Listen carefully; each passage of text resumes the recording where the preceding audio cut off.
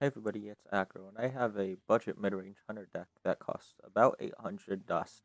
So firstly, as a mid-range hunter, your goal is to get a lot of minions on the board as fast as you can and kill the enemy hero as fast as you can before they can do any combos or get their OTK.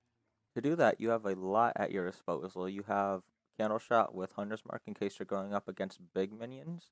You have Tundra Rhino and Savannah High Main in case you want to do a turn 5 Rhino, then into a turn 6 High Main to get a lot of damage out. If your enemy has a lot of minions on the board, you can Scavenging Hyena into Unleash the Hounds. It's a very fun combo to pull off, and it has a lot of potential if you can have your Hyena survive to the next round. So as you can see, this deck has a lot of combo potential. With all this combo potential, there are some minions in the deck that aren't that useful, like the Wolf Rider. The Wolf Rider doesn't cost any dust to make. I just have it in here to keep it 800. But if you have the minions, you might want to take the Wolf Rider out for a Vicious Fledging, maybe a Timberwolf or a Razor Maw. That also is the same with the Stitch Tracker. I prefer the Stitch Tracker to get more minions in case I have a lot of spells in my hand. But you can take it out and maybe put a Vicious Fledging, Timberwolf, or Razor Maw, as I said before, in for it.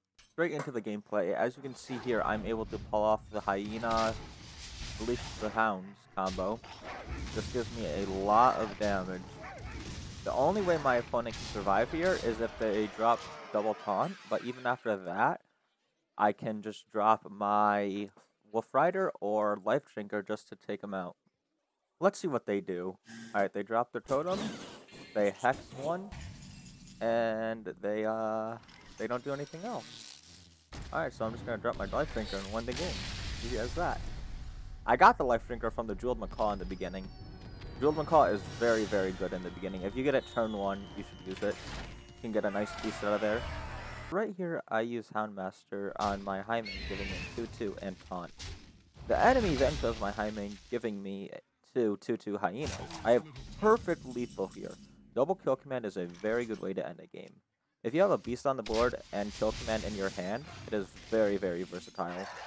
I have perfect lethal, giving me the win. Here's just another situation where I have perfect lethal with double kill command. I used Release the Hounds last turn, and I have 2 Hounds left. And then I can just trade in with my Hunter's Mark, and then attack. But enough with double kill commands. Sometimes RNG saves you. Like right here, I top deck a Razor Maw. I put it on my Hyena that I got from my High Main last turn, giving it +3 attack, and then going for the hero power. I got very lucky here. RNG was on my side. Without that, I would have lost. RNG was a big part of my win here, but this also showcases combo potential with each win. Yeah, as you can see, the Razor Maw was able to buff my Hyena, giving me the win. I'm going to play in the background the game that got me to rank 14 while I talk a little bit about the deck. Firstly, this deck has no epics, which makes it very affordable and only costing 800 dust. There are a lot of cards that you can put in here if you're looking to improve it or you don't have a budget and you just want to mess around with it. Win streaks also are very, very important if you want to climb, because if you're not getting win streaks, you're probably not doing too good with the deck either.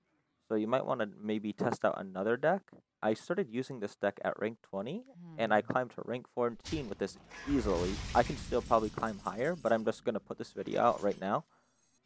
Also, I'm not good at the game. I am very terrible. I stayed at rank 20, rank 19. I don't think I ever touched rank 18 until I played this deck. So this deck is very powerful in my hands, and it's going to be super powerful in the hands of good players. With that being said, this deck is aimed for people that are 25 to rank 10 maybe at the max. I wouldn't recommend using this rank 9 through legend.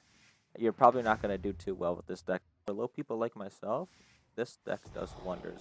Most people around 25 through 15-ish don't have all the cards for combos usually, or just don't know how to do them correctly, and that keeps them low. With this deck, you pretty much have a complete set that's very, very versatile, and that allows you to climb very high against people that are low.